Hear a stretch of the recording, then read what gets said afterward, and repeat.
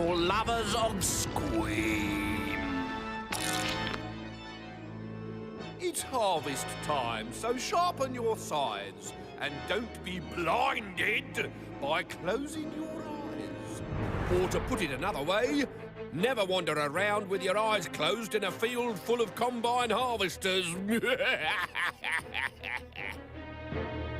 Why? Why, Spindleshanks? Because flying cabbages can kill you. Thus.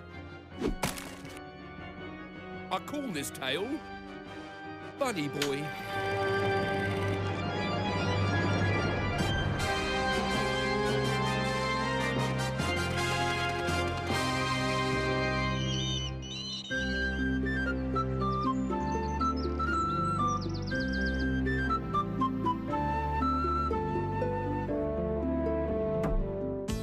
Bill was a very naughty boy. Never ate his greens.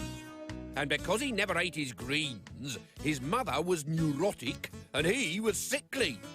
His teeth rattled in his mouth. If you don't eat your greens, Bill, you won't grow up into a big, strong boy. Rubbish. Look. That's beefcake, that is. Tubbs, on the other hand, loved greens. And Bill loved Tubbs because, strange as it might seem, they had something in common. Bill's mother's vegetable patch.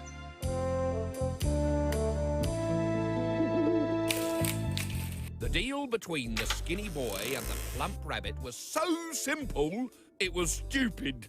Tubbs would eat what Bill wouldn't. Every night, Bill left the garden gate open so that Tubbs could gobble greens till he burst. And every morning, Bill's mother would weep, "Oh, that wicked rabbit, that bad, bad bunny. He's eaten all my green vegetables again. Now there's nothing left for Bill." Oh, boo-hoo, sniggered Bill. I don't think I'll ever stop crying. Bill's mother waged war on the rabbit. She fired stinging pebbles at his white tail. So Bill painted it green. She built an electric fence.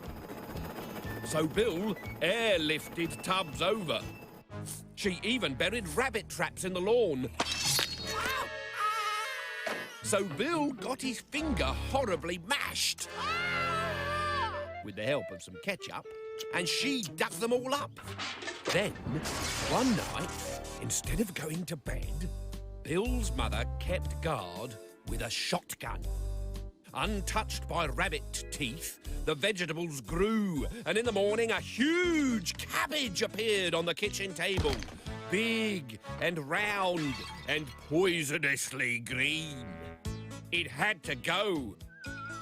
Bill painted it to look like a football and hid it under a bush. But the dog retrieved it.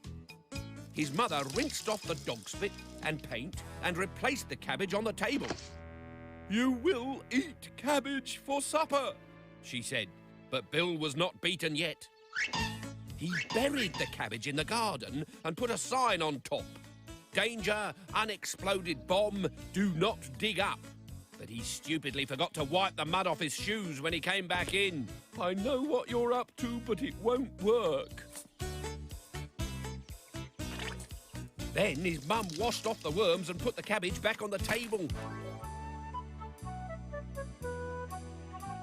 So Bill phoned the police and told them that he'd found a chopped off head in a plastic bag.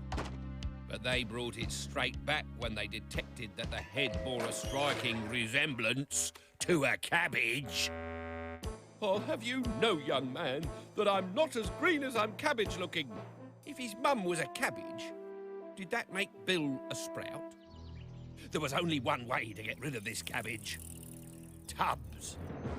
Tucking it under his anorak, Bill pedalled across the cornfield towards his friend's burrow. Harmless enough, you might think, until you remember that A, it was harvest time, B, the corn was high, and C, Bill's legs were all string and weed. It was just bad luck. A case of wrong time, wrong place. Tubbs smelled the cabbage in Bill's anorak and hopped out to eat it. Farmer Popple poured his heart into Elvis. Puny Bill was so tired that he fell asleep in the saddle. Eat, sing, snore. Eat, sing, snore. Eat, sing, snore. Eat, sing, snore. Eat, sing, snore. Eat, sing, snore. And a slip, slop, sliver of a slice-up. When Bill woke up in hospital, there was a doctor standing over his bed. "Hello, Bill. How are you feeling?" What happened? Asked Bill. "You had a little accident, but the operation has been a complete success." "You were all over the field," said a student nurse. "And now you're back together." Where's Tubbs?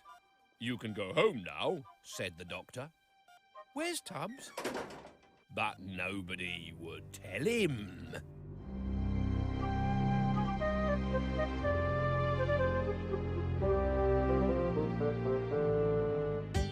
At supper that night, there were surprises for all. "You've learnt your lesson, Bill. The accident has cured you." Delicious. Do you know what became of Tubbs? "I'm afraid he was killed, dear, but the doctor said he didn't feel a thing." "Killed? Sliced up slimmer than a wet peach. More sprouts?" Bill was too upset to eat pudding.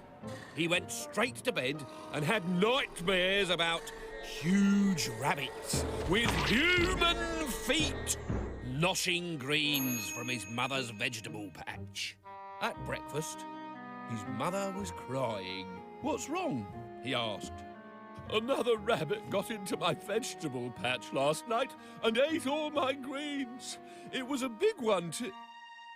Bill's mother stopped and stared. "What have you done to yourself?" Nothing. Why? "You're fatter," That'll be those sprouts. he said. "I told you eating greens would make you big and strong," she said. "But I never thought it would happen so quickly." But later that morning, when the doctor removed Bill's bandages, he turned as white as a sheet. "Oh dear, I didn't expect one to take over." "What are you talking about? Bill, will you stop that? I'm trying to listen to the doctor." After the accident, Bill and Tubbs were chopped into so many bits, it was hard to tell which bit belonged to who. I just used what I could find to stick Bill back together again. "You mean bits of him aren't Bill at all? You mean bits of him are Tubbs?" "You've got to turn him back." "I can't," said the doctor, as Bill bounced out of the French windows into the garden. "But he's my son." "Not anymore. I'm sorry to have to tell you this, but Bill is now a rabbit." Bill couldn't understand why his mother was sad. After all, wasn't he doing what she'd always wanted? Wasn't he eating his greens?